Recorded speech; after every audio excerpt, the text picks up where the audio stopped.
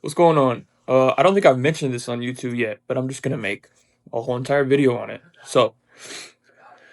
From the ages of 19 to 21, I think it was 2020.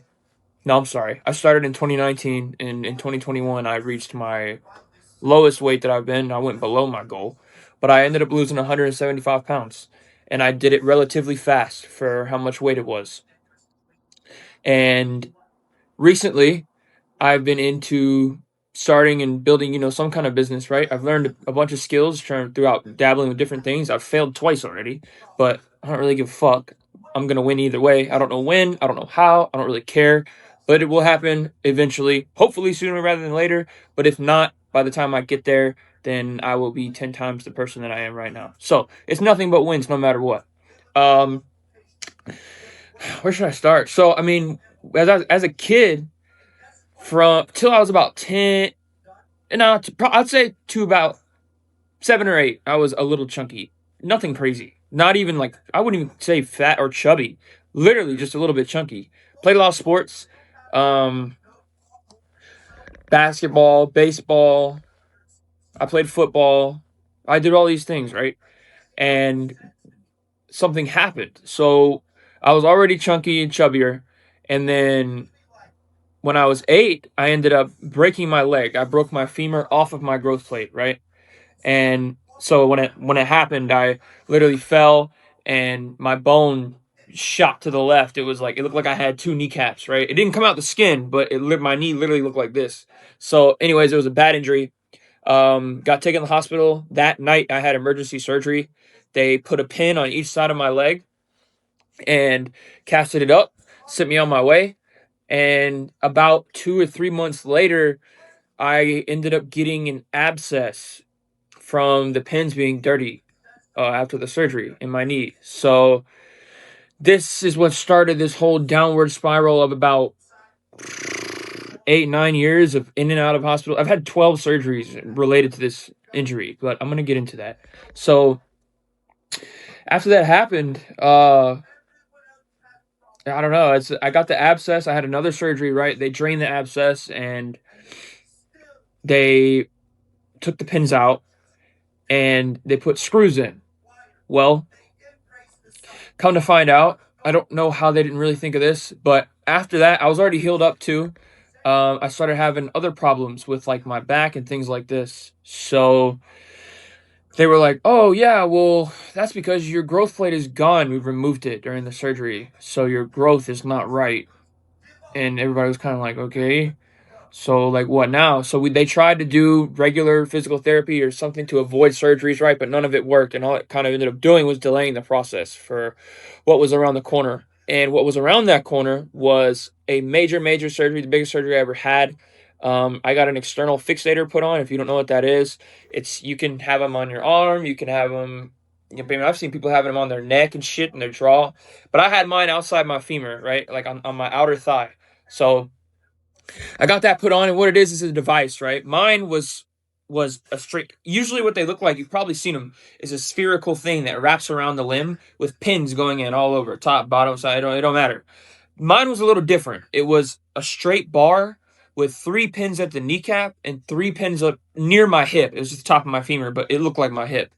And what I had to do was started off every single week because my hospital was in South Carolina. My family, we didn't have that much money like that, so I went to the Shriners of South Carolina where they do things like this for free. Um, they provide you with housing and things like that around the surgery, and it's just a great hospital. But anyways, they are in South Carolina in Greenville. I live in Georgia, probably about 40 minutes north of Atlanta. So it's about a 3 hour drive. So every week we had to drive back to South Carolina just for them to crank my fixator so that my bone would lengthen. That was the point of having an external fixator. The point of that was to keep my leg up with the growth that it was supposed to be getting so that I didn't get scoliosis and things like this. That was awful. When I was bedridden for pretty much a year, bro. A year of being in the bed, and all I wanted to do was eat. I just ate whatever the fuck I wanted. Well, by the time I was healed and fixator was out, I had gained probably about 150 pounds. No exaggeration. No exaggeration. Probably around 150 pounds. So at that time, I was, let's see, this is a while ago, so just forgive me. I think I was like 14, 13 or 14, around there. Um, I had gained so much freaking weight, bro. And oh god, I look like a slug. But it gets worse because I probably weighed around 260, 270. I'm not tall. I'm 5'8", bro. Like I got up to 326 on a 5'8" frame. I literally looked like a bowling ball with legs. It was bad.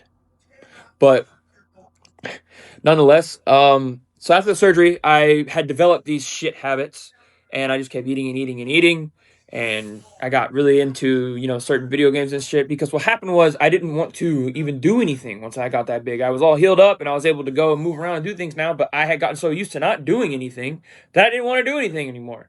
So I like lost every bit of motivation to play any kind of sports or get outside or do anything. I got addicted to video games, right?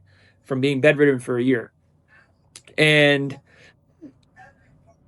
I just kept eating, got up to 326 eventually. This didn't happen right away. That's between the ages of, I would say, 14 to 18, 19, around when I started.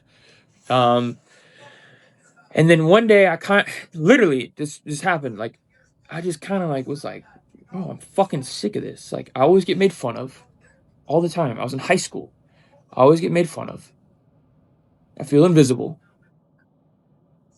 I don't see a purpose in living. I don't know how to do this. I don't know where to start. This is scary. All the emotions you could expect, right? Because I had a lot of weight to lose. And we're not talking about 50 pounds. Like, I had a huge, huge road in front of me. But I mustered up the courage and I started. And, at first it was super hard. I felt like I wasn't getting any results. I wasn't very educated, right, on what I was doing. But, I never gave up. And I learned and learned and learned along the way. I fell down so many times, but I just kept getting back up and kept trying. And eventually, I felt like I cracked the code. Weight was falling off. I was this was before the keto diet even blew up on the internet or anything. Again, this was in 2018. I had read online, and then my friend's stepdad at the time was like an ex-bodybuilder. He was telling me, he's like, bro, just take all your carbs out of your diet, bro. The fat just falls off. I was like, really? Huh. So I did. And it worked. It actually works. I'm not kidding. However, now I'm wiser and older, and I know that that is not good. Um, I had like no energy, things like that. I got lean.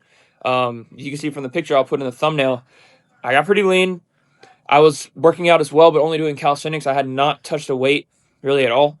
But I just did calisthenics. And the reason I was doing calisthenics was because I had learned that calisthenics actually burns way more calories than just regularly lifting weights, because every exercise you got to use your whole body. Pull-ups, push-ups, dips, body weight squats, all those you have to use your whole body, and your core is very engaged, and it burns a lot more calories than just lifting regular weights. So I did that, and I got down to 155. I went from 326 to 155 in 2 years. Pretty impressive. I was in this weird phase of my life where I had like just gotten like my first like real job, and by the time I had got that job, I was already down like 100 pounds, but I was still pretty fat. So nobody I didn't really even say anything like that. I was like, I've lost this much weight, because they'd probably just be like, you're so fat, bro. But so I didn't really say anything. I just kept going and going and going. Eventually, the people there started to notice, and they're like, "Yo, what the fuck is this kid doing? How's he doing this?" And but little did they know, I already had the momentum. I was already 100 pounds down. So I just kept going, and I got lean as fuck right in front of their eyes. Super cool. And then a lot of people are asking me how I did it. I was giving out tips and stuff like that. Um, Eventually, it led to like fitness becoming one of my passions, right? And weight loss, and I love helping people. So this is leading me to where I've been avoiding this for so long. I even thought about doing it then. I was too much of a bitch. Not anymore. I've started an Instagram and TikTok completely based around weight loss tips and my transformation and my story, and sharing all the knowledge that I've picked up over the years. So I would really love to create some sort of atmosphere for myself, personal brand, around weight loss and fitness as a whole. So that's where we're at. Um, That's pretty much it, though. It wasn't anything like super insane. It's not like when you losing weight, especially when you go that long and you have that far to go and you lose that much, during a stretch. It's not gonna be like this super cool success story where I was getting up at 6 a.m. running every day. I wasn't doing that. I promise you, I wasn't doing that. I was just eating right. Um, when I would hit plateaus, I would make the necessary changes. I would implement those changes. I would keep going. And if it needed to be changed again, I'd change it again. If it started working, I would just stay on track. Kept working out, and the weight just comes off, comes off, comes off, comes off. Consistency really is what did it at the end of the day. No cheat days. I was not doing that. People love to be around you when you're losing weight, right? They're like, you can eat like one piece of pizza. Like, no, I can't. And I'm not gonna. That's the mindset you gotta be in. So yeah, I guess I'll end it here. I'm gonna link my Instagram and TikTok down below. If you could please come support the Come Up. I post like 2 to 3 times a day on there. I'm literally just dropping value, dropping value, dropping value. Some of my videos are a little bit aggressive, but you probably need to hear it if you're fat.